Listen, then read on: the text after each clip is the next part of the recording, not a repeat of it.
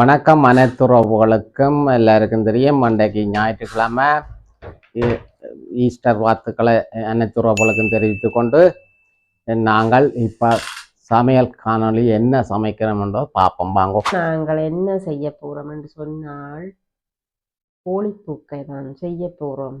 இந்த கோழிப்புக்கை இன்றைக்கு நாங்கள் செய்ய இல்லைன்னு இருக்காலும் இன்றைக்கு செய்யணுமென்றது ஞாபகம் வந்தது. அப்போ இன்றைக்கு தான் செய்து பார்ப்போம்னுட்டு காணொலியாக பதிவு செய்யலாம் தான் என்றது வாங்கியிருக்கேன். இப்போ இந்த சிக்கன் எடுத்து நான் எலும்போடு எடுத்து அப்படியெல்லாம் கழுவிட்டு மஞ்சள் கொஞ்சம் ஒரு கரண்டி தூளும் போட்டு உப்பும் போட்டு ஊற வச்சிருக்கு. அது மற்றது நான் இது பொரிக்க போகிறேன். அது சதையை எடுத்து புரிம்பா எடுத்து வச்சுக்கணும். அது பொரிக்கிறதுக்கு சும்மா பொரிச்சு பிரட்டினால் சாப்பிட நல்லா இருக்குமெண்டு. இது அரிசி சொத்த பச்சை அரிசி எடுத்து வச்சுருக்கேன். இந்த டம்ளர் இதால் எடுத்தேன் நான். இது ஒரு கப் 1.5 கப் எடுத்தேன் நான். அதுக்கு 2 கப் தண்ணி ஊற்ற கணக்காக இருக்குமே. அப்போ அதுக்கு அளவுக்கு கணக்காக இருக்குமா அதுக்கு ஊற விட்டுருக்கு. ஊறினா டக்கண்டு அவிக்கும் தானேன்ட்டு. இப்போ நாங்கள் தேவையான பொருட்களை பார்ப்போம். இங்கே பாருங்கள், வெங்காயம் உருளைக்கிழங்கும் போட்டால் நல்லா இருக்கும்னுட்டு பீட்ஸு இஞ்சி உள்ளி இடித்து வச்சுக்கிறேன். கருவேப்பிலையும் போட்டு வச்சுக்கிறேன். இது போஞ்சி பைத்தங்காய் போடலாம். பைத்தங்காய் இல்லாத பட்சத்தில் நாங்கள் போஞ்சி எடுத்து வச்சுக்கிறோம். மற்ற தக்காளி பழம் மற்ற பச்சை மிளகாய் தக்காளி பழம் எனக்கு ஒரு சின்ன பழம் தான் இருந்தது. அப்போ வெட்டி வச்சுக்கிறேன். பெருசும் போடலாம். கரெக்ட் எடுத்து வச்சுக்கிறேன். இது கோழிப்புக்கைக்கு நாங்கள் தொட்டுக்கொண்டு சாப்பிட்றதுக்கு தயிர் போட்டு ரைத்தா அதை சேர்த்து வச்சுக்கிறேன். இப்போ ஜோக்கெட்டும் விடணும். 2 கரண்டி விட்டால் கணக்காக இருக்கும், நல்லா இருக்கும். அதோடு தேசி புளியும் கொஞ்சம் விட்டால் நல்லது. அதுக்கான எடுத்துக்கிறேன். தேங்காய் பூ தயார் தன்மையான எடுத்து நல்லா பால் வேறு பண்ணிட்டு எடுத்து வச்சுக்கிறேன். டிவி மெத்தை எடுத்து வச்சுட்டு அந்த இலையும் போடலாம். பிரியாணிலையும் போடலாம். நாங்கள் இப்போ சமையலுக்கு போவோமே. இப்போ பார்த்தீங்கன்னா சட்டி காஞ்சிட்டுது. இன்னும் ஒளி பண்ண விட இப்போ நாங்கள் தேவையான அளவு எண்ணெயை விட்டு ஒளி பண்ண தான் பாவிக்கிறனாங்கள்ல அன்னையம் தான் வைப்போம். சில பேர் விருப்பப்பட நல்ல எண்ணெயும் பாவிக்கிறாங்க.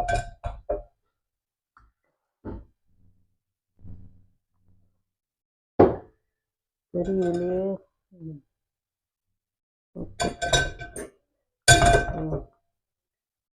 தேவையான அளவு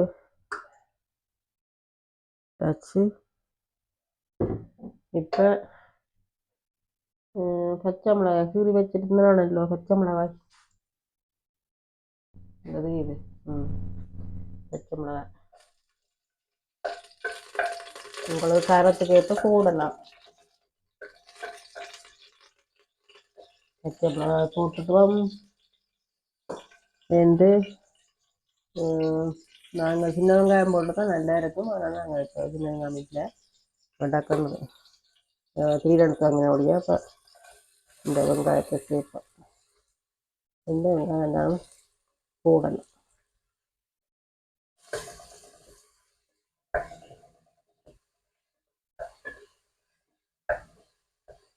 வெங்காயம் நல்லா வதங்கணும். வதங்கினா தான் நல்ல டேஸ்டாக இருக்கும். வெங்காயம் போட்டாச்சு. அப்புறம் தேவையான அளவில் வெங்காயம் வதங்குறதுக்கு கொஞ்சம் உப்பு சேர்க்கணும். புறாவு உப்பு போடுறோம். நான் கொஞ்சம் உப்பு போடுவோம். இன்னும் வெங்காயம் சேர்க்கலாம் சேர்க்கலாம்.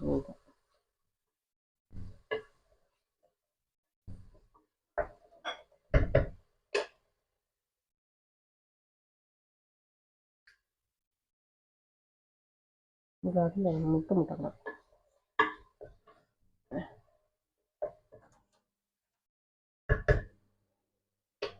வதம் கட்டுறதுல வெங்காயம் சிறிது நேரம் கழிச்சு பார்ப்போம்.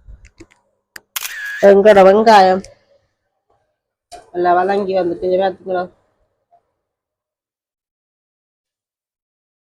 நல்லா வதங்கி நல்லா பொன்னிறமாக வந்துட்டுது. இந்த கட்டத்துல கொஞ்சம் குறைச்சி விட்டுட்டு பெருஞ்சீரம் கொஞ்சம் போடுவோம். நான் வெங்காயம் பதங்கின அப்புறம் தான் நான் போடுறேன். இப்போ நல்ல வாசமாக இருக்கு.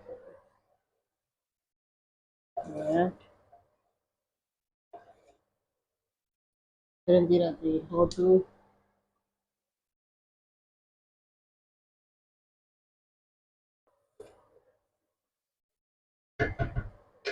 வதக்கியாச்சு. இந்த கட்டத்தில்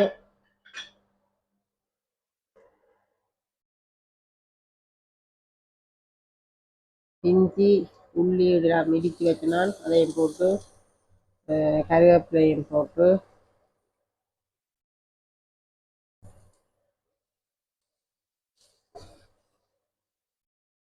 வதக்கும்.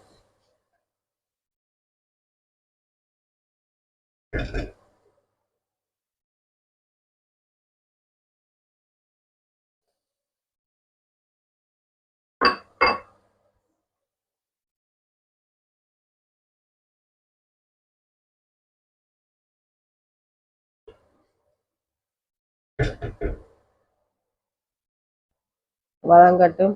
வதங்கின அப்புறம் பெருஞ்சீரகம் எல்லாம் போட்டு வதக்கி உள்ளியும் போட்டு இஞ்சி உள்ளி பேஸ்ட் எல்லாம் போட்டு வதக்கிட்டேன். நான் வடிவா இஞ்சி உள்ளி எல்லாம் மிக்ஸ் பண்ணுற மாதிரி எல்லாம் வதக்கியாச்சு. கிளறி விட்டு இனி இந்த கட்டத்தில் என்ன செய்யலாம்? பிரியாணியிலேயும் போட்டு வதக்கம். இப்போ குறைச்சி விட்டுட்டேன். பிரியாணியிலேயும் போட்டு வதக்குவோம். வதக்கியாச்சு. இப்போ தக்காளி பழம் வட்டி வச்ச தக்காளி பழத்தையும் போட்டு வடிவா வதக்குவோம்.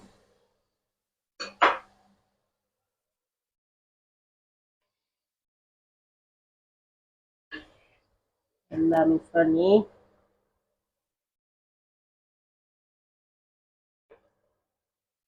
தக்காளி பழம் நல்லா வதங்குவோம். அப்பதான் நல்ல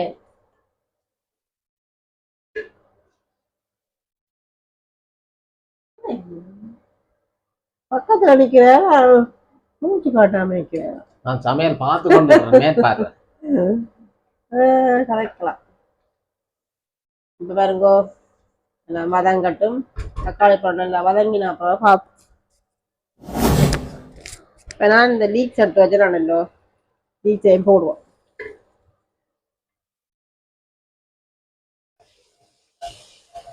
தக்காளியோட சேர்ந்து பிரண்டு நல்லா வதங்கட்டும். கரெக்டும் போடத்தான் போ.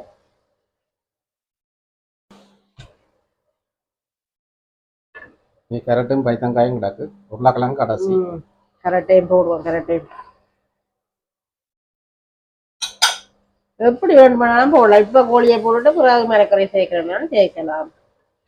என்னன்னாலும் செய்யலாம். குக்கை தானே இப்ப எல்லாம் போட்டும் செய்யலாம்.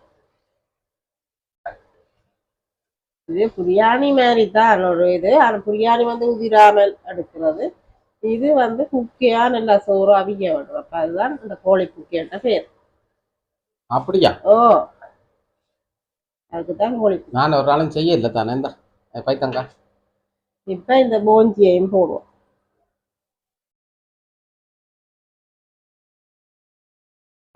போஞ்சியையும் போட்டு உருளைக்கிழங்கு இப்ப போட மாட்டேன். ஏன்டா உருளைக்கிழங்கு கடைசியா தான் போவோம். சோறு கொஞ்சம் பெரிய விலைக்கு இந்த டக்கண்டா அவிஞ்சிடும்.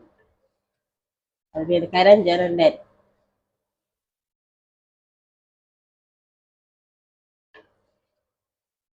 இந்த மிளகாய்களுக்கு கொஞ்சம் உப்பு போடலாமே. எஸ், போடலாம். அளவளவா போட்டு கொண்டு வந்தா அரைக்கரண்டி போடலாம். காணும் உப்பு கூடிடும். மிளகாய்கள் கொஞ்சம் எல்லாத்தோட சேர்றதுக்காண்டி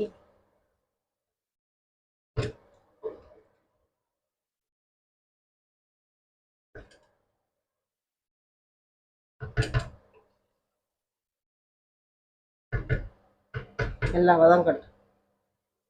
சிறிது நேரம் கழிச்சு பார்ப்போம். இப்போ எங்கட மரக்கறி எல்லாம் நல்லா மிக்ஸ் ஆகி வந்துட்டது. தக்காளி, கேரட்டு, போஞ்சி எல்லாம் இரண்டு சேர்ந்து இந்த கட்டத்தில் நாங்கள் சிக்கனை போடுவோம்.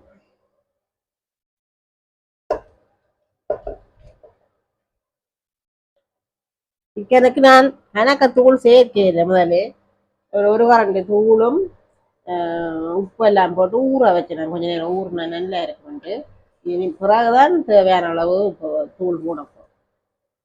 இந்த ஊறுறதுக்காண்டி போட்டு மஞ்சள் எல்லாம் போட்டு வைக்கணும்.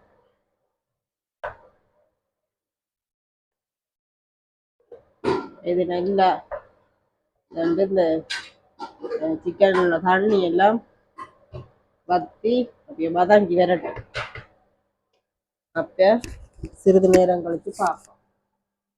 பார்த்தீங்கன்னு சொன்னால் நல்லா அங்கட சிக்கன் மரக்கறியோடு எல்லாம் இரண்டு வதங்கி நல்லா வந்து கொண்டிருக்கு. இங்கே பாருங்க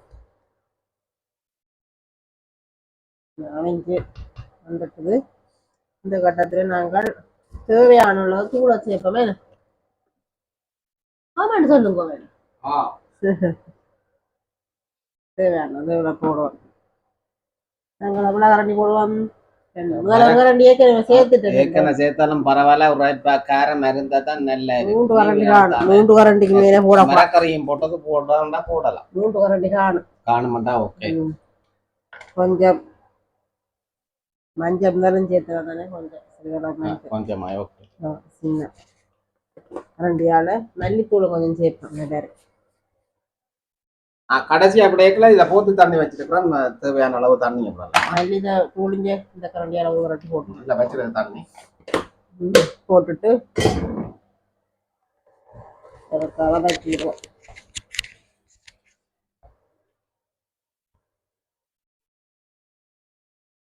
நல்லாதான் வந்து கொண்டிருக்கு கூட. அப்படின்னா இது வித்தியாசமா நல்லா தான் இருக்குமே. எங்களுக்கு எனக்கு இருக்கா கரைஞ்ச வயதுல இருக்க யாரும் செய்து தந்தது செய்து தந்தது. நல்ல டேஸ்டா இருந்தது. பேருந்து இறக்க செய்யட்டோம்டா செய்யாம இப்ப வேண்டாம் நான் இது செய்யறேன். அந்த ஈஸ்டருக்கு அப்படி என்று செய்தார்.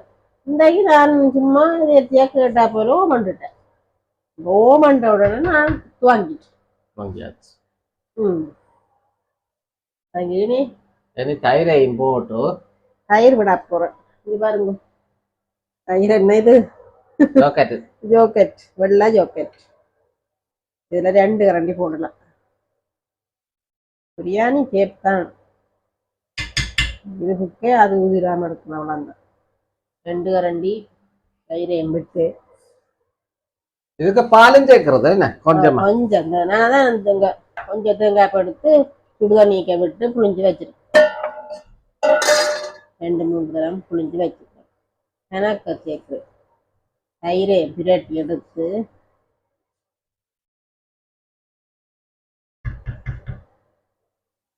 இஞ்சால பார்த்தீங்கன்னு சொன்னா அங்கால கோழி பொரியல் கோழி பிரட்டி பொரியல் நடந்து கொண்டிருக்கு. இஞ்சால கோழி குக்கை.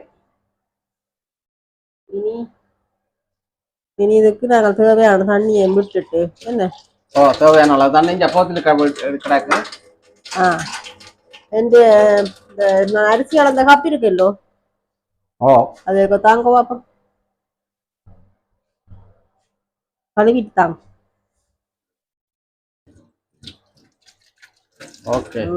இந்த கப்பால ஒரு 1 கப் ஒண்ணி போட்டேன் அரிசி.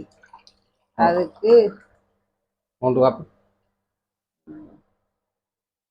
இல்ல 3 கப் பாலும் அரை கப்பு பாலும் இருக்குல்லோ. இனி தண்ணி சேர்ப்போம். 1 கப்பு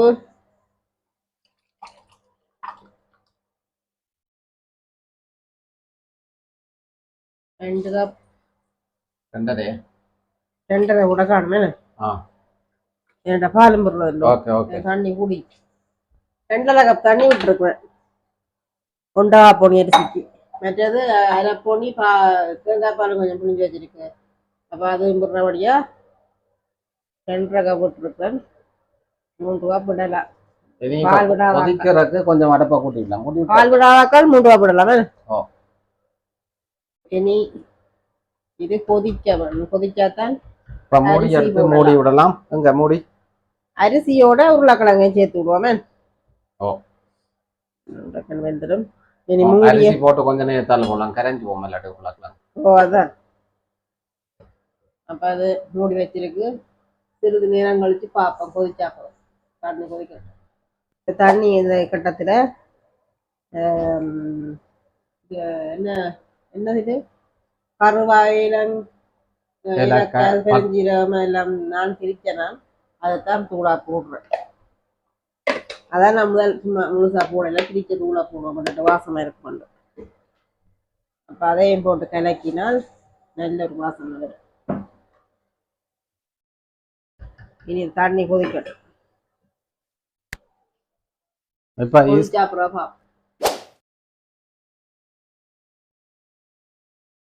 தண்ணி கொதிச்சுட்டுது. நாங்கள் இப்ப அரிசியை போடுவோம். இங்க கழுவி ஊற வச்ச அரிசியை போடுவோம். சொத்த பச்சை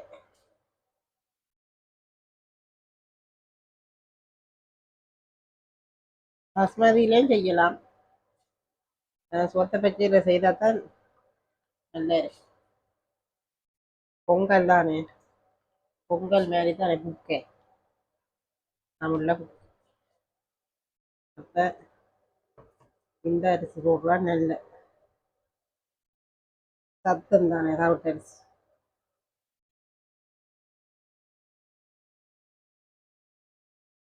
பொலி குக்கை. இன்றைக்கு எங்களை பொடிகள் எப்படி சாப்பிடணும் மட்டும் பார்ப்போம்.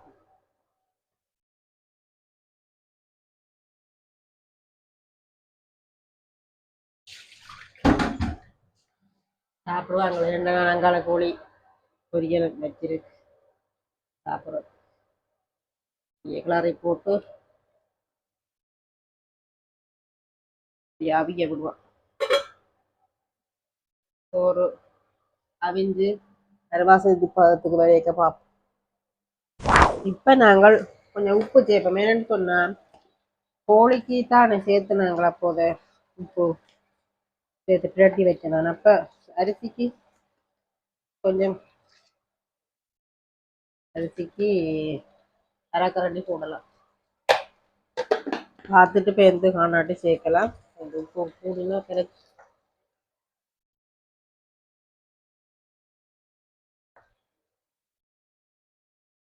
பார்ப்போம் எப்படி இருக்குண்டு.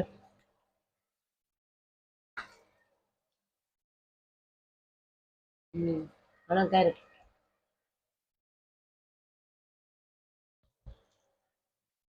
அழகா இருக்கு. அவியல்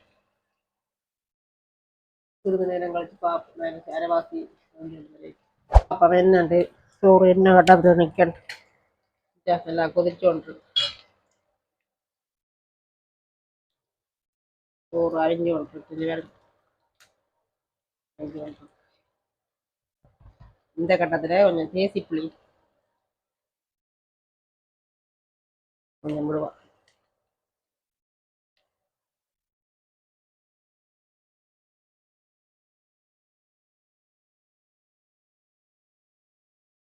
எல்லாரும் வாசம் கொஞ்சம் வரும். தேசி புளி தான்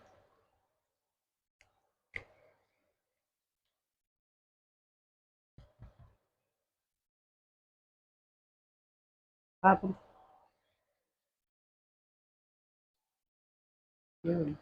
பிளாக் கொஞ்சம் விடலாம்.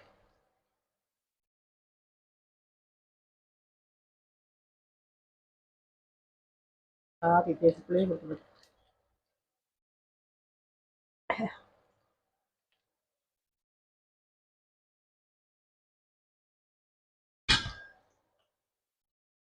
அவியல் சிறிது நேரம் கழிச்சு பார்ப்போம். உருளைக்கிழங்கும் போடணும். பார்த்தீங்கன்னா எங்கள்கிட்ட கோழிப்புக்கு அரை கட்டத்துக்கு வந்துட்டு இந்த கட்டத்தில் நாங்கள் உருளைக்கிழங்கு சரி.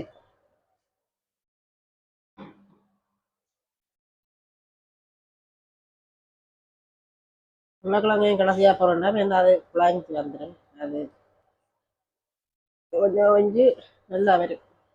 இப்படி போட்டிருக்கு. இப்போதான் நான் பால் விட போகிறேன். இது கொஞ்சம் பால் எடுத்து கொஞ்சம் தேங்காய் எடுத்து 2-3 தரம் இந்த தண்ணி தான் 2-3 தரம் புளிஞ்ச நான் சுடு தண்ணி விட்டு எனக்கு நான் சேர்க்கிறேன். விரும்பினா சேர்க்கலாம், நீங்கள் விருப்பம் இல்லை. உங்களுக்கு பால் பெருசா இல்லை, இப்போ எப்படி சாப்பிடதான் பிடிக்கும். இப்போ குறைவாக தானே கொடுக்கணும். இப்போ எனக்கு பெருசாக பால் கற்றுது. இனி அவியட்டு நல்லா அவிஞ்ச பார்ப்போம். இப்போ பாப்பா எங்கட ஹோலி புக்க என்ன கட்டத்தில் நிற்கணும் பாரு. ஹோலி புக்க சூப்பராக ரெடி ஆயிடுச்சு. இந்த உருளைக்கிழங்கெல்லாம் அப்படியே நிற்குது, அவிஞ்சிட்டு. பாப்பா வாங்கிட்டோம். அஞ்சு மாதிரி தான் தெரியும். ஓ, அஞ்சு பார்த்தீங்க கரையாமலுக்கு இப்படி பதத்தில் இருக்கிறார். எனக்கு உருளைக்கிழங்கு விருப்பம். அதான் அந்த கட்டத்தில் நான் போட்டேன்.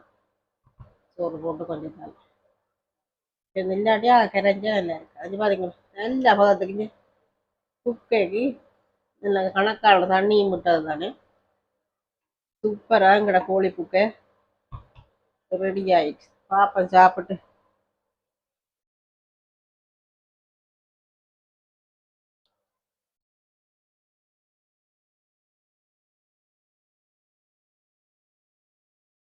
அந்த மாதிரி இருக்கு. சூப்பர் யானி தோத்து போட கொழுப்புக்கு அந்த மாதிரி ரெடியா இருக்கு. நாங்கள் மேசைக்கு போய் என்னென்ன சமைக்கிறாங்கன்னு சொல்லி பார்ப்போம். சிறிது நேரம் கழிச்சு பார்ப்போம். எங்களை கோழிப்புக்கை ரெடி ஆயிட்டுது பார்த்தீங்களோ. கோழிப்புக்கை சூப்பராக ரெடி ஆயிட்டு அதுக்கு நாங்கள் சைட்டீஸா இது என்ன கோழி பொரியல், கோழி பொரியல், ரைத்தா. இன்றைக்கு 5-6 மரக்கரை இல்லை பொரியல். ம், இதுதான் இன்றைக்கு வித்தியாசமான சாப்பாடு தான். இன்றைக்கு ஞாயிற்றுக்கிழமை இருக்கு. இன்றைக்கு வித்தியாசமான சாப்பாடு தான் நாங்கள் சமைச்சிருக்கிறோம். நாங்கள் சமைச்சோம். இப்போ நாங்கள் மேசேஜ் போகணும். மேசேஜ் போகணும் சாப்பிட. சாப்பாடு போடுவோம். பார்க்க பார்க்க சாப்பிடுவோம் நினைக்கிறேன். அதான் கோழி புக்கை நான் மேசேஜ் ரெடி பண்ணுவேன். கிட்டத்தட்ட 15 வருஷம் ஆச்சு. இவன் வயதுல அந்த புள்ள செய்து தந்தது. அதுக்கு அப்புறம் செய்யல. நாங்க செய்வோம். வேற அரிசியும் போடலாம். மஞ்சள் அரிசி நல்லது, சாப்பிட்டு பாருங்க. மஞ்சள் அரிசியும் இது கரைஞ்சு வரும். அதான் கரைஞ்சு வரதான் புக்கை. இல்லாட்டி புக்கை இல்லை.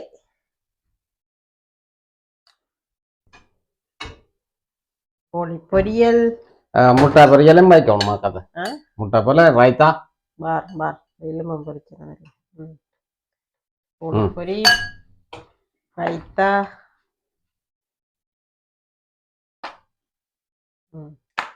வச்சிருக்கு முட்டை பொரியல்.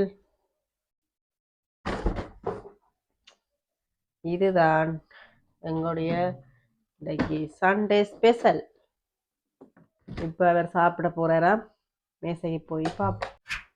இப்போ எங்கட சாப்பாடு ரெடியா இருக்குது. ஈஸ்டர் சாப்பாடு. நான் இப்போ சாப்பிட ரெடியா வந்திருக்கிறேன். நீங்கள் இன்றைக்கு சாப்பாடு வித்தியாசமாக கிடக்கு. எங்க கறிகளை காணல என்று சொன்ன நினைக்காதீங்கோ. இன்றைக்கு வித்தியாசமான சாப்பாடு. புக்கை, பச்சை அரிசியில கோழி புக்கை. உண்மையில கோழி புக்கைன்னு சொன்னா நீங்க நினைப்பீங்க என்ன கோழி புக்கை அப்படி நினைக்காதீங்க. சாப்பிட்டா விட மாட்டீங்க. உண்மையில நாங்கள் இனிக்கலாமே மாதத்துல ஒரு காலம் 2 தடவை செய்துதான் ஆவோம். ஏன்னா உண்மையில தரமோ தரத்துக்கு மேல தரம் அவ்வளவுதான் சொல்லுவேன். ஒரு முறை செய்தா நீங்கள் இப்படி செய்வோம் நினைப்பீங்க. செய்முறையா வடிய பாருங்கோ. உங்களுக்கு ஏற்ற காரத்தை போடுங்கோ. அதோட கோழி பிரட்டல் அதோட எல்லாம் சேர்த்து இப்படி போட்டு மட்டன்ல செய்யலாம். என்ன இறைச்சி வேணுமெண்டா உங்களுக்கு தேவையான இறைச்சியை போட்டு செய்தீங்கன்னா உண்மையில ஈஸியா செய்து முடிக்கலாம். இதுதான் எங்களோட சாப்பாடு. கோழி பொரியல் அந்த மாதிரி இருக்குது. இது சாப்பிட்டு பார்த்தா நான் நல்ல காரம் எல்லாம் அளவா இருக்குது. நீ இப்போ புளிப்பு தக்காளி எல்லாம் போட்டது தானே அந்த மாதிரி இருக்கு. இரவுக்கு இன்னும் கிடந்தா சாப்பிடும். இரவு சாப்பாடு தேவை இல்லை. உண்மையை தான் சொல்றோம். அப்படி இருக்குது. இது பிடிச்சா லைக் பண்ணுங்க, பிடிக்காட்டு நீங்க செய்து சாப்பிட்டாலும் உங்களுக்கு சந்தோஷம். ஓகே, எல்லாருக்கும் ஈஸ்டர் நல்வாழ்த்துக்கள். பாய்.